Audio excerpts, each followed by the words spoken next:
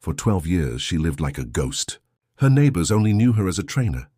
But one envelope under her windshield changed everything. Because Sarah wasn't just anyone. She was the only woman who had ever earned a SEAL trident. And when the Navy came knocking, her past was no longer a secret. It was her destiny. For 12 years Sarah lived like a shadow. The world saw her as a fitness coach with sharp discipline and calm eyes. To the mothers in town, she was the woman who taught their daughters how to hold their ground. To the fishermen, she was the runner who never slowed on the boardwalk. To the kids, she was Coach Sarah, always steady, never shaken. But Sarah was more than that. She had been a SEAL, one of the few outsiders who forced her way into the impossible. She had carried the trident, jumped from helicopters into deserts, led men twice her size through storms of gunfire. Then one day she vanished. No farewell, no reason.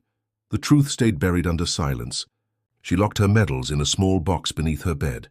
She never touched them. She kept them like ghosts in the dark. Sometimes she wanted to throw them into the ocean, but her hands never allowed it. They were scars disguised as ribbons. Her gym, Iron Tide Fitness, became her battlefield. No mirrors, no luxuries, just ropes, sandbags, and bruised mats. People came to her for change, and she gave it to them with a steel edge. When a teenager whined about push-ups, she didn't yell. She stood in front of him, arms folded, voice quiet. The wall won't care about your excuses. Neither will life. And he kept going. The town admired her. But they never noticed the way her eyes scanned exits, or the way fireworks made her body drop flat against the grass, or how she froze at a stranger's grip, twisting his wrist until he collapsed. They only laughed, calling it old habits. At night she lay awake listening to the ocean. The sound of waves blended with echoes of rotor blades and distant gunfire. She gripped the sheets like ropes dangling from helicopters. Sleep rarely stayed. 12 years passed this way. She built peace out of routines, but deep down she knew it was fragile. A peace borrowed, not earned. Until one evening. She locked the gym and walked to her truck. The sea breeze was sharp with salt. She noticed an envelope tucked under her windshield. White, plain, no name. Just one word printed in block letters. Her call sign, Sarah, froze. That name belonged to another world.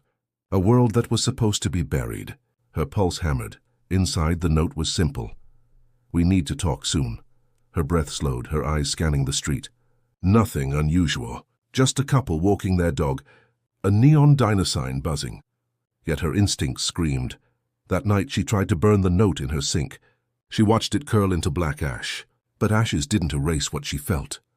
The message was already carved into her mind. The next morning, a black SUV idled down the street. Then strangers at the grocery store lingered too long. Then footsteps vanished when she turned on her run. Coincidence? No, Sarah trusted her instincts. And her instincts told her one thing. The past had found her. Sarah opened the door a fraction. Commander Rains stood on her porch, his uniform pressed sharp, his presence unshaken by time. Behind him, 2 officers waited near a black SUV, its engine idling in the fog. She hadn't spoken the word commander in 12 years. It tasted like iron. Not long enough, she said coldly.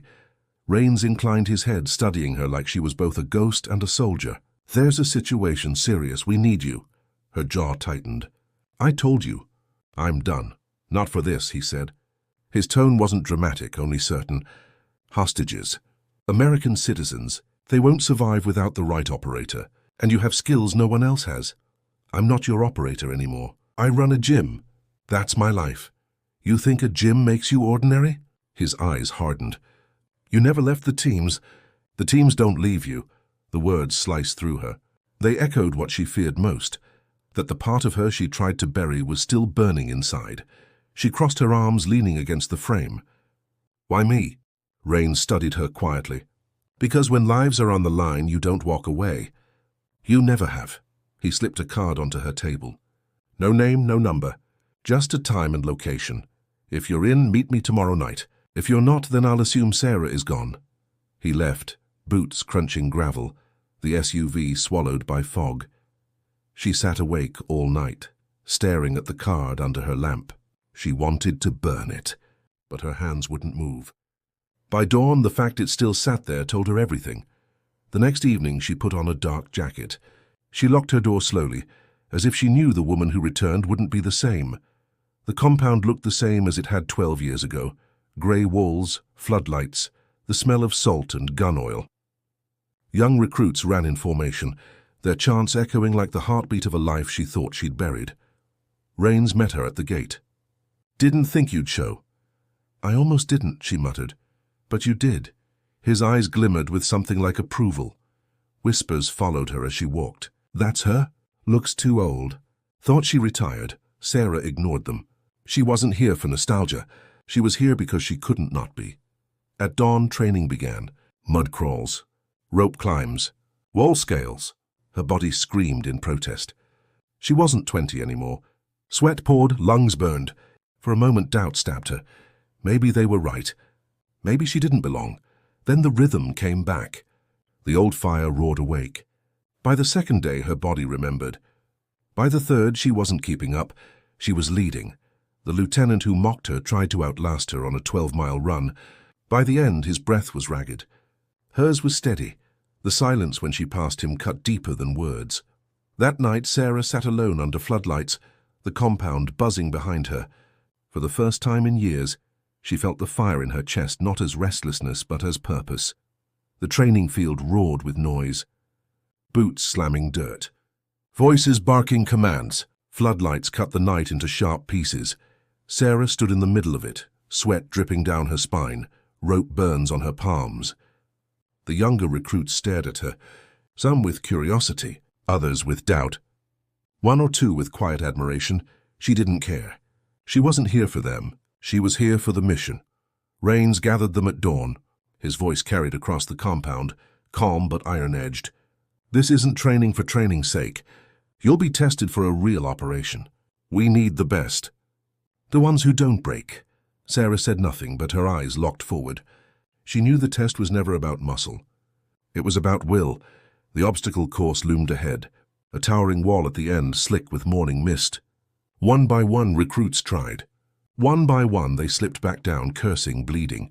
The lieutenant, Cole, managed to drag himself over, landing hard on the dirt. He smirked when he caught her eyes, daring her. Sarah studied the wall. Just one breath. Then she sprinted. Her body moved without hesitation. Hands gripped edges, legs pushed clean, arms pulling like steel. In less than 20 seconds, she landed on the other side. The field went silent. Cole's smirk vanished. Respect replaced it. Days turned into weeks. Sarah's body hardened again. Her lungs grew stronger. The rhythm of being a SEAL returned.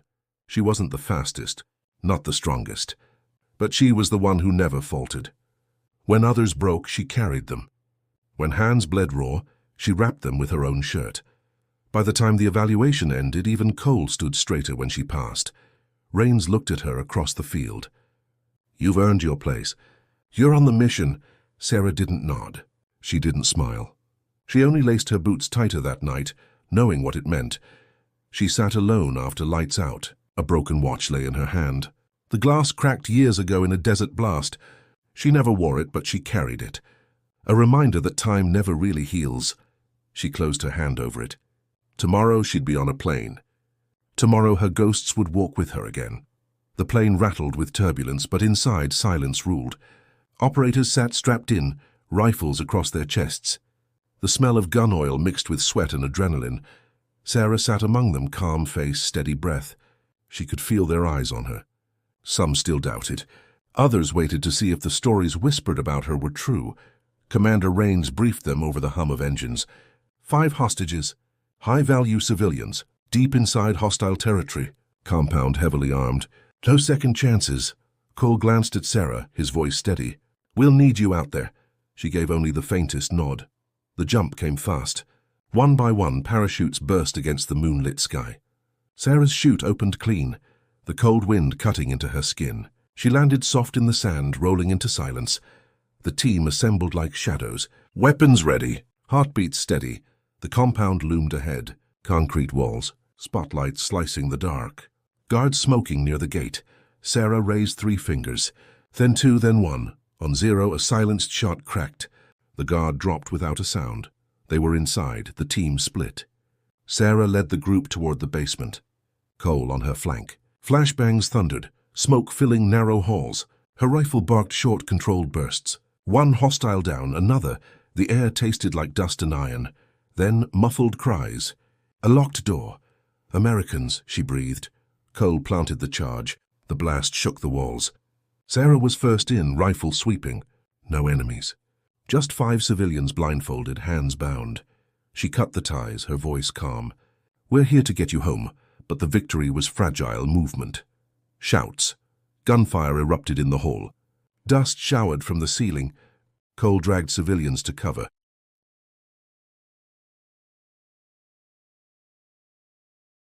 Sarah planted herself in the doorway, rifle steady. Contact rear, Cole yelled. The corridor became fire and thunder. Bullets sparking off concrete. Shadows swarming. Sarah fired until her magazine clicked empty. She switched to pistol. Steady hands, steady breath. Each shot measured, precise. Cole, get them out, she shouted. What about you? I'll cover. She fought like a wall of stone, holding the line until her weapon smoked in her grip. When Cole returned, the hall was littered with silence. You held them off alone, he whispered. Sarah holstered her pistol. Wouldn't be the first time. The exfil was chaos. Helicopter rotors thundered, sand whipping the night. Hostages scrambled aboard. Operators fired into the dark. Sarah was last in, her rifle still barking. Only when the bird lifted free did she breathe. The civilians clutched each other, whispering prayers. Around her, young operators stared, not with doubt, with awe. Cole shook his head, a grin breaking through exhaustion. Guess the stories didn't do you justice. Sarah didn't answer. She just stared out the window at the shrinking desert, her reflection staring back at her. The compound was quiet. Training fields empty under pale moonlight, only the ocean's distant roar. Sarah sat on a bench, elbows on her knees, hands clasped tight. The mission was over. Hostages saved. A success. But inside, a different war raged. Sleep betrayed her. Each night brought gunfire in dreams. Faces of men she couldn't save. Voices lost in static. She woke drenched in sweat, gripping sheets like ropes again. During the day she led drills. Outwardly strong. Inwardly cracked, Cole noticed. He found her at the range, rounds tearing into a target long after the others had left. You're burning holes through paper, he said quietly. She ejected the magazine. Better paper than people. He stepped closer. You carried us out there, but since we got back, you've been somewhere else. Her jaw tightened. You think this is about proving myself? It's not. I proved it 100 times already. What you don't see is the cost. Every mission takes pieces. Eventually all that's left are ghosts. Cole didn't argue, just nodded slowly. So why come back? Her voice broke into a whisper. Because when people need saving, I can't walk away, even if it destroys me. The next day Rains summoned her. His office smelled of old coffee and maps. You did better than expected, he said. And now you want more, she shot back. He didn't deny it. There's another operation. Higher risk, bigger stakes. You could refuse. No one would stop you. You've done enough, she laughed bitterly. But I won't. No, Rains said softly, because you're not built that way. That weekend she returned to her coastal home. The gym stood where she left it. Kids still trained, parents still smiled. She clapped encouragement, coached drills, wore the mask of peace. But inside she felt the distance widen. She was here, but part of her remained in the desert, in the compound. In the storm, that night she sat at her kitchen table again, the same place she once burned the first note, her hands folded around an empty wallet. It had carried photos once, faces of her old team. All gone, a knock at the door. Another envelope slid under. This time she didn't burn it, didn't hesitate. She unfolded it with steady hands. A time, a place. Nothing more. She exhaled long and slow. The decision was already made. Back at the compound, Cole found her tightening ropes on the obstacle wall. He gave a knowing look. You're in again, she smiled dryly. Looks like it, he hesitated. Does it ever get easier? She shook her head. No, but you get better at carrying it. That night, lying in her bunk, Sarah stared at the ceiling. Ghosts pressed close, whispering, but alongside them something steadier. Purpose. 12 years she had hidden her seal past. Now it was alive again. She wasn't done. She would never truly be done. The desert was silent before dawn. Cold wind slid across the sand, carrying whispers that promised nothing. Sarah's boots pressed into dust as the team moved in formation. Cole at her side, Rains trailing behind, his voice steady in her earpiece. High-value target, armed compound. Not just hostages this time. Her intelligence suggests weapons tech, people we can't allow to vanish. Sarah adjusted the strap of her rifle. Her body carried no hesitation. Her mind, though, spun like a blade. For 12 years she had built a life of peace. And yet here she was again, on the edge of fire. The compound rose ahead. Walls layered with steel, barbed wire glinting in the pale moonlight. Guards pacing like wolves, floodlights cutting the dark into white wounds. Sarah crouched behind a ridge, scanning every corner. She saw weak points the others missed. Blind angles in the guard rotation. A vent near the north wall, partly broken, like a dusty road that no one bothered to clear. She tapped Cole's shoulder, pointed. He nodded. No words needed. Rain's voice whispered in their comms. "You have the lead," Sarah breathed once, slow and deep. Then she moved. The breach was sudden, violent. Flashbangs shattered the silence. Gunfire tore the air. Sarah rolled low, rifle snapping in quick bursts. Dust, sparks, screams. They cut through hallways like knives. Every corner tested their nerves. A room cleared, 2 guards down. Another, storage, crates marked with foreign symbols. Then, stairs descending into darkness. Sarah felt it before she saw it. Hostages. Weapons. Both. "Basement," she whispered. Cole placed a charge. The blast shook the floor. Smoke billowed. They stormed in, 5 civilians crouched in fear, hands bound. Behind them, metal crates stacked high. Lids cracked open. Inside, devices that hummed faintly, wires coiled like serpents. Sarah's chest tightened. Not just hostages. "This is worse," she cut the ropes. "Stay low. Stay quiet." But footsteps thundered above.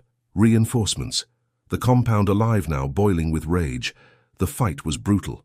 Gunfire rained through narrow halls. Shouts echoed in languages Sarah hadn't heard in years. Her rifle emptied, reloaded, emptied again. Cole covered her flank, his jaw set hard. A grenade rolled across the floor. Sarah dove, arms shielding the hostages. The blast ripped through the corridor, smoke choking the air. Her ears rang, but she rose anyway, dragging civilians to cover. "Go," she barked at Cole. "What about you?" "I'll hold the rear." Her body moved like it remembered every scar. Every ghost. She fought with precision, no wasted motion. A shadow at every corner. A wall no enemy could break. By the time they reached the yard, helicopters thundered overhead. Dust whipped like a storm. Hostages scrambled aboard, pulled by waiting hands.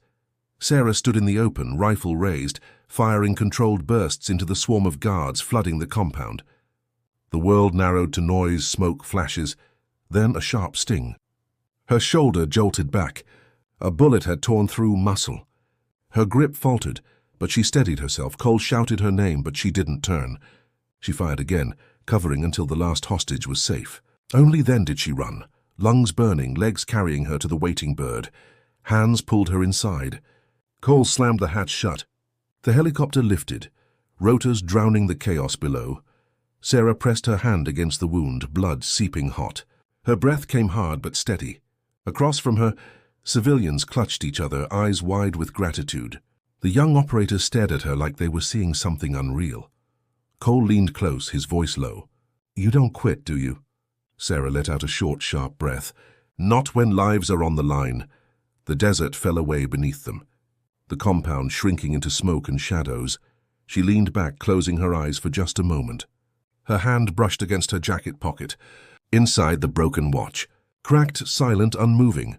Time hadn't healed her. Time never would. But she wasn't here for healing. She was here because when the Navy called, when lives hung in the balance, she answered.